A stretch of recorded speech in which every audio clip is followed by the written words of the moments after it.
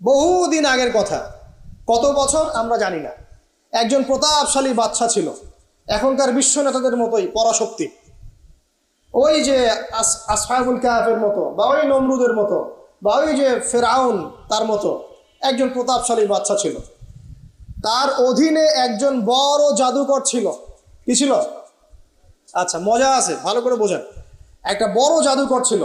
এখনো কিন্তু বহু কান্ট্রি এই জাদুবিদ্যার চর্চা করে, আপনারা জানেন না। ভিতরে ভিতরে জাদুবিদ্যার চর্চা এখনো চলছে। আর এই জাদু সত্য, জাদু সত্য, চোখের বদনজরও সত্য। সায়েন্স বিশ্বাস করুক না করুক, এগুলো সত্য, কারণ কোরআন বলেছে সত্য, ব্যাস সত্য। এটা অবিশ্বাস করার কি আছে? আসুন সামনে যাই। এখানে যে বিষয়টা, যে বহুদিন আগে এরকম প্রতাপশালী বাচ্চার অধীনে একজন জাদুকর ছিল। এই জাদুকরের যখন বয়সটা বুড়ো হয়ে গেল, তখন সে তার ওই বাচ্চাকে বলছে যে আমার তো বয়স শেষ, আমার এই বিশাল জ্ঞানগুলো কি করব? একজন বালক এনে দিন, যেই বালককে আমি এসব জাদুবিদ্যা শিখিয়ে দিব। যেরকম ছোট বাচ্চাদের মধ্যে একদিন তো এরকম একটা ফুটফুটে সুন্দর বাচ্চাকে খুঁজে বের করা হলো, যে বাচ্চাটা বিচক্ষণ। একে নিয়ে আসা হলো জাদুকরের কাছে।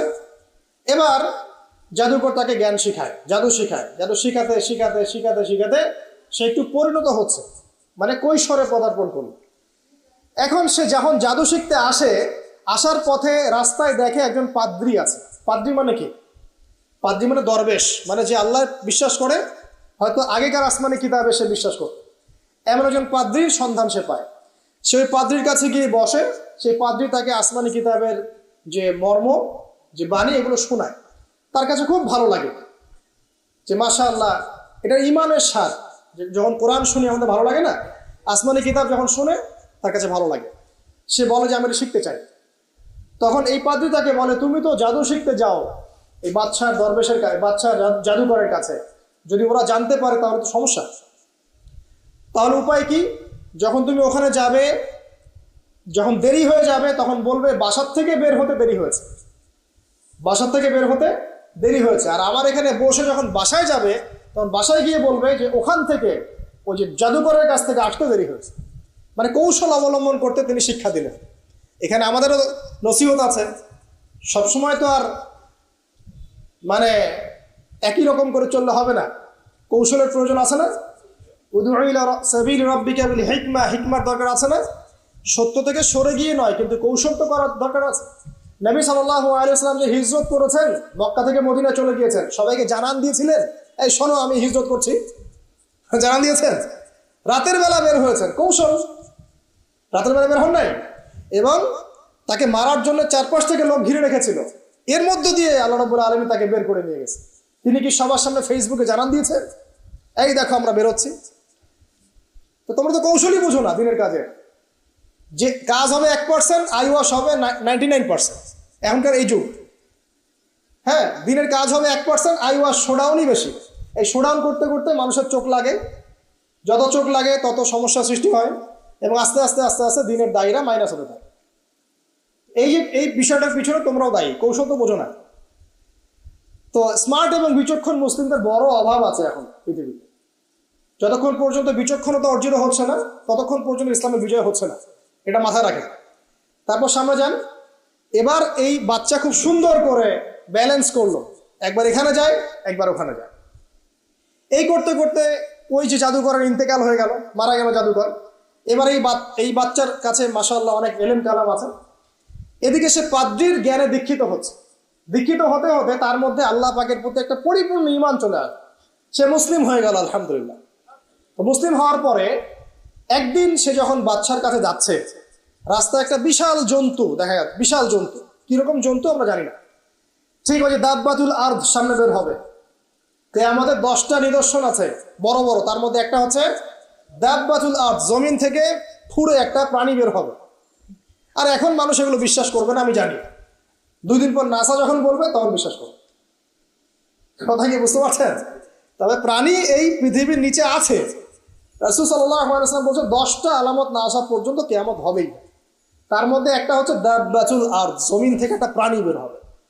এবং এই প্রাণী শুধু বেরই হবে না, মানুষের সাথে কথাবার্তা বলবে। এবার মানুষের সাথে কথা বলবে প্রাণী। বিশ্বাস করছেন? এখন বিশ্বাস করছেন না জানি, কিন্তু প্রাণী মানুষের সাথে কথা বলবে, আল্লাহ পাক বলাতে পারেন না? পারে। আচ্ছা, সামনে যান। ওই প্রাণী যখন দাঁড়িয়ে আছে রাস্তায়, এখন এই বালক বলছে, আজকে আমি প্রমাণ করে নিব যে আল্লাহর আনুগত্যশীল ওই পাদ্রী সঠিক নাকি ওই জাদুকর সঠিক। এবার সে একটা ইট হাতে নিল, পাথর হাতে নিয়ে এসে বলছে, আল্লাহ, তোমার কাছে যদি ওই জাদুকরের কাজের চাইতে এই পাদ্রীর কাজ বেশি পছন্দনীয় হয়, এই ইটের আঘাতে এই জন্তুকে তুমি মেরে ফেলো আল্লাহ। এই বলেছে বিসমিল্লাহ বলে পাথর নিক্ষেপ করলো। নিক্ষেপ করার সাথে সাথেই জন্তু ডেড। তখন তার আইন আল ইয়াকিন, হাক্কুল ইয়াকিন হয়ে গেল যে হ্যাঁ, আল্লাহর কাছে এই পাদ্রীর আমলই সবচেয়ে বেশি পছন্দনীয়। তার আর মনে কোনো সংশয় থাকলো না। কিশোর মানুষ না, কতটুকুই বা বোঝেন নাই? এবার তার মধ্যে একটা ইয়াকিন চলে আসলো এবং সে পরিপূর্ণ মুমিন মুসলিম হয়ে গেল। এবার যখন সে রাজ দরবারে যায়, তার কাছে পেশেন্ট আসে, মানে একজন মানুষ এসেছে, সে বলছে যে আমার চোখের সমস্যা। সে চোখে হাত দেয়, হাত দিয়ে বলে যে আপনি আল্লাহর প্রতি ঈমান নিয়ে আসেন, আমি আল্লাহর কাছে দোয়া করব, চোখ ভালো হয়ে যাবে। এভাবে পেশেন্ট আসে, সে বলে আল্লাহর প্রতি ঈমান নিয়ে আসেন, আমি দোয়া করব, ভালো হয়ে যাবে। এভাবে আস্তে আস্তে তার নাম এবং খ্যাতি ছড়িয়ে পড়তে লাগলো। যেই তার কাছে আসে, সে বলে আগে মুসলিম হন, ইমানদার হন, আল্লাহর প্রতি বিশ্বাস করেন, আমি দোয়া করব, ভালো হয়ে যাবে। চোখ অন্ধ ভালো হয়ে যাচ্ছে, কুষ্ঠরোগী ভালো হয়ে যাচ্ছে, হ্যাঁ, প্যারালাইজড রোগী ভালো হয়ে যাচ্ছে, আলহামদুলিল্লাহ। নবী ঈসা আলাইহিস সালাম এমনটা করেছিলেন না? আল্লাহ পাক চাইলে করতে পারে। একদিন ওই রাজ দরবারের একজন মন্ত্রী আসছে, এবার ওই রাজার একজন এমপি সাহেব, তার চোখে সমস্যা, সে আসছে, এসে বলছে যে আমার এই চোখের সমস্যা, আমার চোখটাকে ভালো করার দরকার, তোমার কাছে কোনো ওষুধ আছে না? সে বলছে যে আপনি আল্লাহর প্রতি ঈমান নিয়ে আসেন, আমি আল্লাহর কাছে দোয়া করব, আপনি ভালো হয়ে যান। এবার সে আলহামদুলিল্লাহ ঈমান নিয়ে আনলো এবং সে ভালো হয়ে গেল। এই ভালো হয়ে যাওয়ার পরের দিন যখন সে আবার ওই পার্লামেন্টে গিয়েছে আর কি, ওদের তৎকালীন রাজদরবারে, এবার রাজা ওকে দেখে বলছে যে তোমার তো চোখ অন্ধ ছিল, কিভাবে সেবা লাভ করলো? তো সে বলে না কিভাবে সেবা লাভ করলো, সে বলতে চাচ্ছে না, কারণ সে আজ করছে যে বললে সমস্যা হবে। এক পর্যায়ে তাকে খুবই পিটনি দেওয়া হচ্ছে, রিমান্ডে নিয়ে গিয়ে কঠিন মাইর দেওয়া হচ্ছে। এক পর্যায়ে সে মারের যন্ত্রণা সহ্য করতে না পারে বলে ফেললো যে ওই বাচ্চা, তার কাছে গিয়ে আমি আরোগ্য লাভ করেছি এবং সে আমাকে বলেছে যে তার রবের প্রতি ঈমান নিয়ে আসতে, তাহলে আমি শেফা লাভ করব। এই বাচ্চা এখন বলছে ফেরাউনের মতো, যায় না রব্বুকুম আ'লা, আমি তো তোমাদের রব। নমরুদের মতো, আমি তো তোমাদের রব, ঠিক আছে, আমি ছাড়া তোমাদের কে রব আছে? মা আলিমতু লাকুম মিন ইলাহিন গায়রি, মা আলিমতু লাকুম মিন ইলাহিন গায়রি, আমি তো জানি না যে আমি ছাড়া তোমাদের কোনো ইলাহ আছে। এবার এই লোকটাকে হত্যা করা হলো, এই এমপি সাহেবকে হত্যা করা হলো, বিকজ সে ঈমান নিয়ে আসে। এবার সেই বালককে ডেকে আনা হচ্ছে, বলা হচ্ছে বলো তুমি নাকি তোমার রবের নাম দিয়ে মানুষের ট্রিটমেন্ট করা শুরু করেছো? তখন সেই বালক বলছে হ্যাঁ, আমি এক আল্লাহর প্রতি বিশ্বাস করি এবং তার রাসূলের প্রতি বিশ্বাস করি, তার প্রেরিত আসমানি কিতাবে বিশ্বাস করি। এখন রাজা বলছে আমি ছাড়া তোমাদের কোন ইলাহ আছে আমি তো জানি না। এই সৈন্যবাহিনী শোনো, এই বালককে ধরো, ধরে নিয়ে গিয়ে উঁচু পাহাড়ে নিয়ে যাও, ওখান থেকে ফেলে দাও। কথা বুঝতে পারছেন? এবার তাকে নিয়ে যাওয়া হলো, ক্রস ফায়ার দেওয়া হবে, এবার উপরে নেওয়া হয়েছে, একদম পাহাড়ের উপরে। এবার ওই বালক উপরে উঠে একটা দোয়া করছে, এই দোয়াটা সবাই শিখে নেন। ওই বালক উপরে উঠে দোয়া করছে, আল্লাহুম্মা কফিনিহিম বিমা শি'তা, আল্লাহুম্মা কফিনিহিম বিমা শি'তা, আল্লাহুম্মা কফিনিহিম বিমা শি'তা। পাহাড় থরথর করে কাঁপা শুরু করলো এবং ওই সৈন্যবাহিনী পাহাড় থেকে পড়ে গেল, বালকের কিচ্ছু হলো না। আমি কিন্তু বানোয়াট কোনো গল্প বলছি না, এটা কোরআন থেকে বলছি এবং এটা তাফসীর, আপনি যে কোনো তাফসীর পড়েন, মারিফুল কোরআন, তাফসীর ইবনে কাসির, জালালাইন পড়ে দেখেন, জাস্ট পড়ে দেখেন আমার সাথে ডিবেট করার আগে।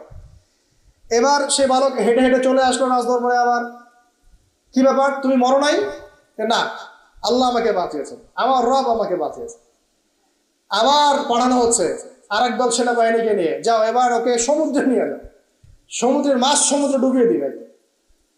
আবার সে ওখানে গিয়ে বলল আল্লাহুম্মা কফিনিহিম বিমা শি'তা, হে আল্লাহ, অর্থ হচ্ছে হে আল্লাহ, আমার বিপক্ষে যারা আছে আপনি যা দিয়ে ইচ্ছা ওদের বিরুদ্ধে আমাকে সাহায্য করেন।